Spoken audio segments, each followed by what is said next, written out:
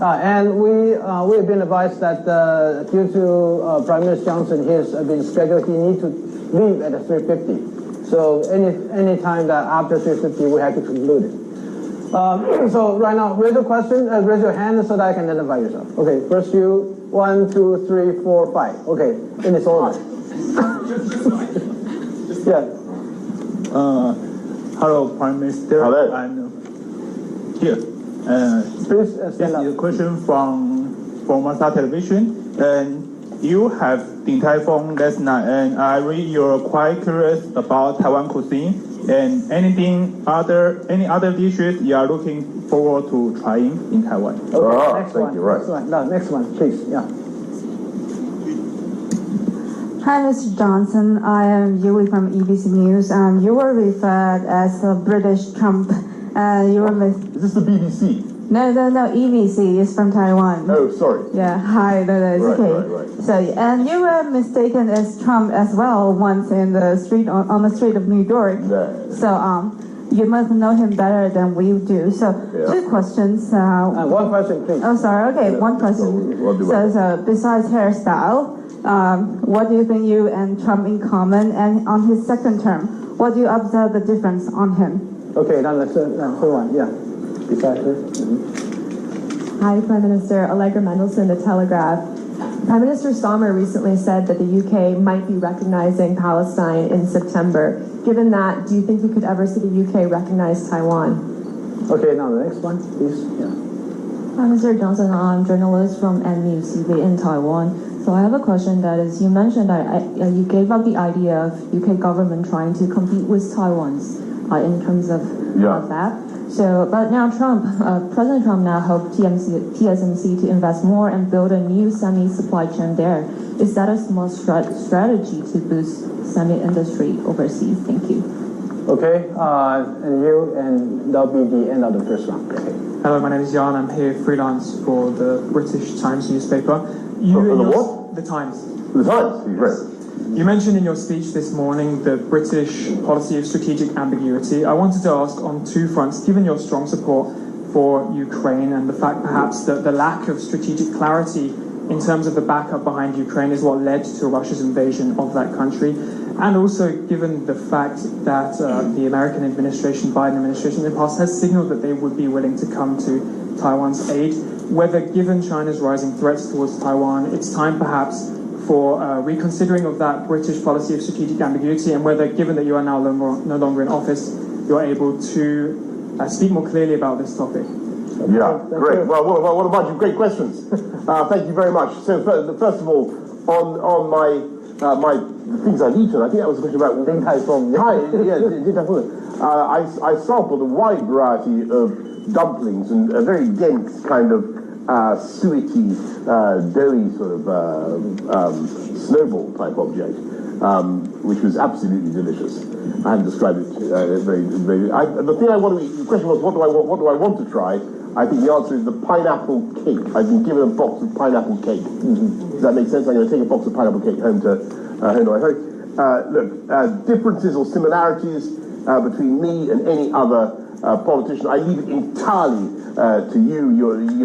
With your superior imagination, adjectives to come up with. I think the differences between the Trump 45 and Trump 47. Look, I think that clearly this is an administration that is in America that is very focused on dancing with people that bung them and delivering on their manifesto. I think that there's a huge focus on actually doing what they said they were going to do. And one of the most horrifying things is that people find it shocking, but what Donald Trump is trying to do in tackling illegal immigration and in doing his tariff policy is actually what he said he was going to do. So I think I'd say that was a distinction. Allegra Mendelsohn asked a question about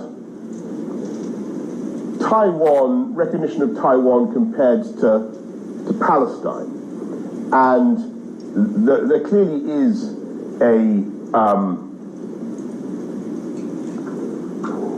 there's an analogy. There are two areas that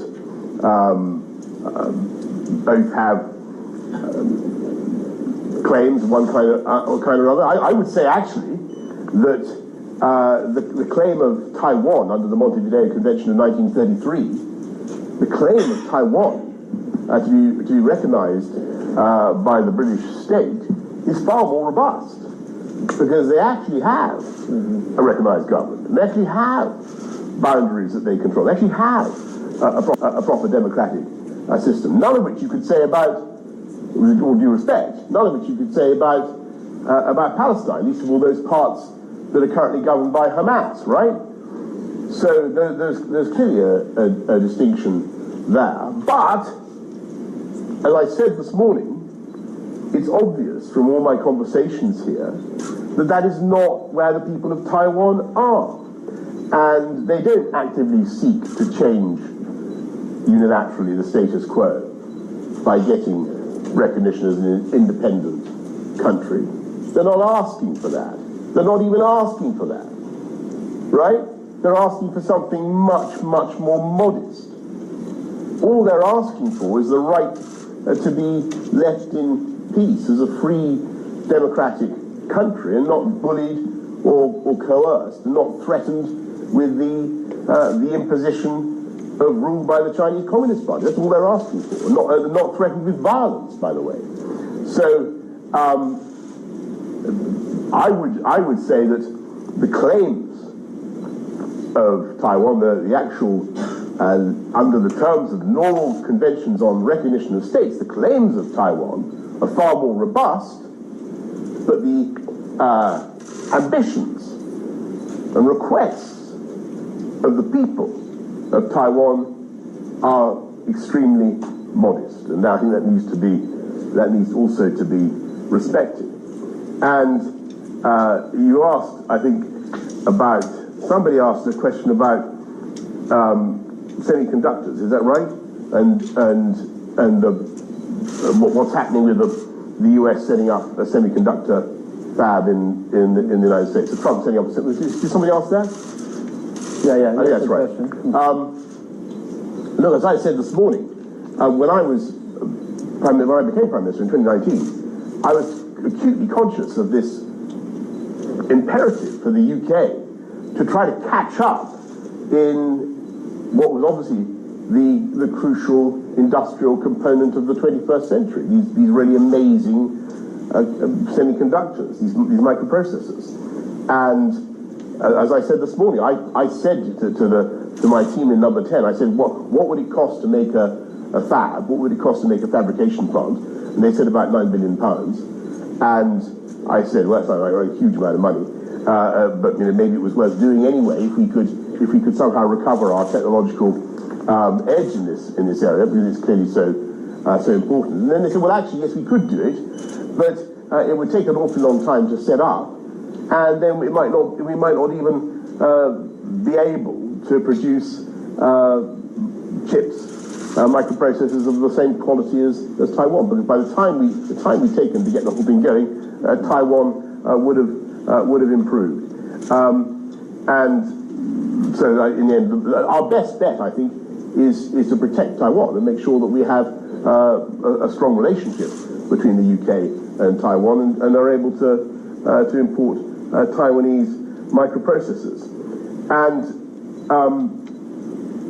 because you guys are brilliant at it, and you have a world lead, and it's it's a simply astonishing fact. 95%, possibly even more, of the microprocessors needed for advanced AI, which is the most extraordinary cognitive advance of my lifetime. 95% of the chips you need for AI are made here, actually made here in Taiwan. And one of the many reasons why we should develop our relationship.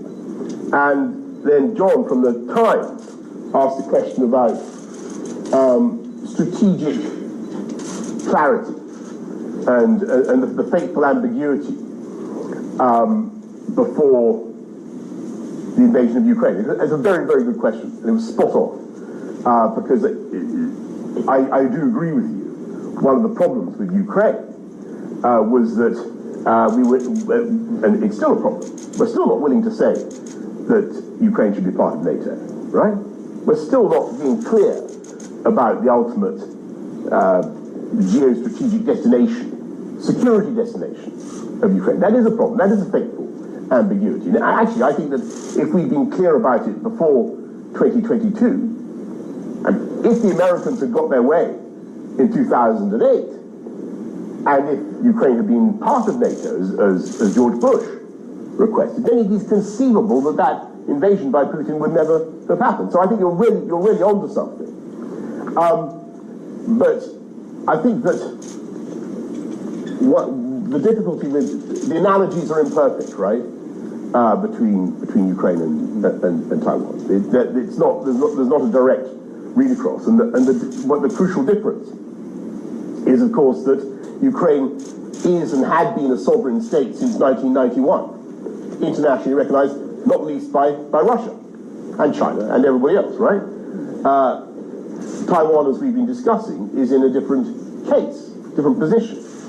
And despite having, as I say, so many of the seeming attributes of statehood and so many of the claims for international recognition, it is a measure of the modesty of the people of Taiwan that they don't even want that.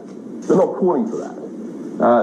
They just want to protect the status quo. They just want to settle this problem in peace across the Straits of Taiwan. And so I think you're right in what you say about Ukraine, but the read across doesn't quite work, if that makes sense. Okay, thank you. We'll start with the second round, and first here, here, that, and then that, the full questions. Shirley Young from CNA, and following on my peers, CNA is a Central Taiwan News Agency. Oh, yes. And following on my peers' Is question, that a Chinese news agency? No, Central News Agency Sorry, about Taiwan. yeah. Great. and my question is this, and you mentioned that the analogy is not quite valid between Ukraine and Taiwan. However, and when is the time or what circumstances is for Taiwan to, or for the Western countries to adapt clarity in terms of cross-strait situation? Okay, the next one. Yeah. Prime Minister, I'm from ICT TV, and I will ask, how do you plan to support Taiwan despite not in office, and what is your advice on how Taiwan should align our interest with UK to ensure shared interest and mature cooperation? Thank you. Okay. The one behind. Thank you. I'm Julie from Thai Southeast and digital media outlets in Taiwan. And your term as Prime Minister overlapped in the part with President Trump in the first term. So now the world is facing tariff measures and authoritarian pressure. We couldn't get the kind of deals of the UK has that managed. And let's hope that President Trump might offer clear support on Indo-Pacific security. So do you have any advice for how the Taiwanese government can engage or communicate or negotiate with him in the future? And is there any way you can might be able to help us? Thank you. Thank you. And then here's the last one. Yeah. I'm so happy to see you. I'm Bill Lemers now. And there, I'm the journalist from the Next TV. And the question is, Taiwanese reciprocal tariffs on the U.S. is currently 20%. Are there any suggestions or negotiation tips you can share with Taiwan? Thank you. What's the tariff? The tariff. General tariff with 20%, and UK is about 10%. Yeah. Okay. Wow. Okay. So Central News Agency question about, back to this analogy. Look, I think, as I've tried to say, I think that you've got to be careful not to press it too far. But there is clearly one point of comparison which is very, very important, because at the moment, officially, from Beijing, we are being told that Taiwan could be unified with communist China by force, right? I think that's the express doctrine.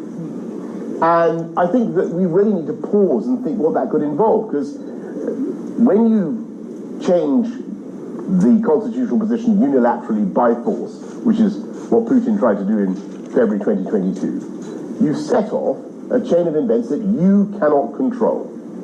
And that would be my message to everybody.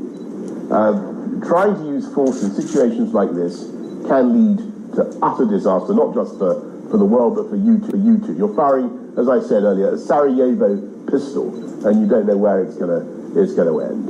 And in that sense, I think there is a clear analogy between the two situations. And look on what the UK and Taiwan should be doing together. We're two islands, island peoples, sharing the same geostrategic perspectives. Neither of us want to see a change in the balance of power in this part of the Asia-Pacific region. Neither of us want to see a change in the composition of the first island chain. Certainly not. Nor does the United States, by the way, in my view. We share economic ambitions, and I think we should do more. I was thrilled to see that we don't have diplomatic relations, formally so-called, but we have an office, and it's very busy, and things are picking up, and there is more and more work being done, and the volume of trade both ways is actually growing, which is a great thing. And as I said, I was thrilled to be. I'm going to get it wrong again. Din Tai Fung. I was thrilled to be at Din Tai Fung, where they had this unimaginable variety of dumpling, because I remembered that the guy who was there was somebody I'd actually met in London when I opened the first Din Tai Fung in London, and there are now several. So I see strengthened economic partnership, and above all, I think that what must happen now is that the Western powers, the Europeans, must not tiptoe away from their engagement with Taiwan out of nervousness of offending China. Now is the time to show that we care. Now is the time to show that we believe in these values and that we're willing to stand together with Taiwan. Because the more emphatic we can be now about the need to protect freedom in Taiwan, the more misery, believe me, we can save later on. I'm absolutely certain of that. And I think the next question was, what do we do? Somebody asked, rather flatteringly, what advice would I have to engage with Donald Trump? I mean, I think,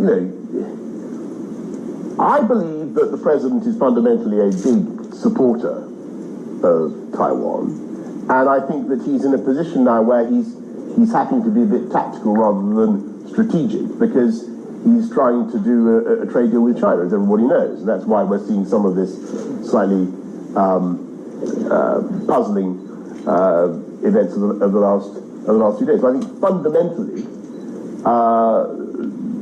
Donald Trump is going to want to make sure that his presidency, I'm sure of this, his presidency is going to perpetuate a free, democratic Taiwan. And he certainly won't want to see that extinguished in his time. As for what you do on the tariffs, well, obviously, I think that personally, I'm a free trader, right? I don't see why we're having these tariffs. I'm glad, by the way, that thanks to Brexit, hooray! Thanks to Brexit, we have low tariffs in the UK, or low tariffs being inflicted on the UK, much lower than the deal that we've got is actually much better than the EU deal. That, and in all seriousness, that would not have been achieved without Brexit. But as to how Taiwan can imitate that and achieve that,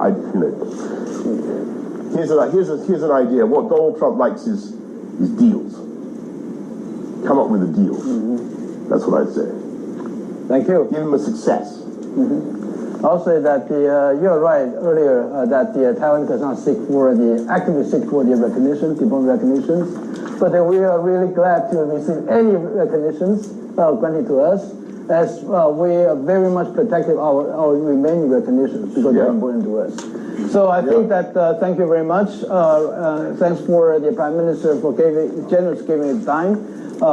He has a plane to catch, so we have to excuse him for living. So thank you very much. Excuse me for living. For leaving. Yeah, sorry. Let's go. I'm sorry. That's fine. No, that's fine. Sorry. You still have time? Maybe we've exhausted the appetite of this. Does anybody have any questions left? There's quite a lot of people. Okay. Why don't we just try to do three more? There are three more. Okay. The guy, John from the Times, who's done, right? Sure. 1, 2, and what's 3? Okay, the 3. First one. I'm Calvin from Taiwan News. And do you see room for post-Brexit UK and EU coordination on Taiwan-related issues such as trade diversification or supply chain resilience? Yes. I can answer that very briefly. Yes, I think, and I think that the EU is showing signs of really being much more muscular and engaged on Taiwan than it has been. I think it's a great sign. Okay, the next one. You previously said that fallout over Ukraine. Could you identify yourself, please? Sorry, Allegra Mendelsohn, The Telegraph. Oh, hang on, Allegra, we've had you before. Oh, yeah. Anybody else? I think anyone who did not ask question. Okay. Yes. Mr. Johnson, my name is Walter Liu for Business Today, a major business publication in Taiwan. My question is, after the recent NATO summit, major European countries like including UK, France, Germany are preparing to burden more of the EU collective defense demand. But I think should any contingencies take place in this part of the world, it should be logical that European countries are unlikely to do anything about it militarily. So in that case, how we in Taiwan should look at the Carrier Strike Force 25 underway, or the aka Operation High Mast of the Royal Navy now in East Asia. Thank you. Thank you. I'll just answer that, and then let's knock this on the head. So I think it's very, very important that everybody in NATO, and that includes almost everybody in the EU, Ireland, I think, everybody in NATO should be spending more on defence, and the UK is now at last going up to where I wanted it to be, nearer to 3%, but it's got to go faster. And I'm very glad that Taiwan is also going up to 3% of GDP spending on defence. That's essential. I think that I'm a believer in what we call the Indo-Pacific tilt when we did the Strategic Defence Review in 2021. I think that the UK, other European countries have a great deal to contribute in this part of the world, and it's one of the reasons why we had the Carrier Strike Group and FOROPS operations and so on and so forth. I know that there are some voices in Washington who basically say leave it all to the United States. I don't think that's I think we should do it together. And I think what John He, the UK Defence Secretary, had to say the other day was bang on. The UK, Australia, America, these are the countries that have worked together side by side for decades and decades on problems like this, and I'm sure we will do in the future. Thank you all very much. Thank you. Thank you. Thank you so much. Thank you. Thank you. Thank you. And this way, yeah,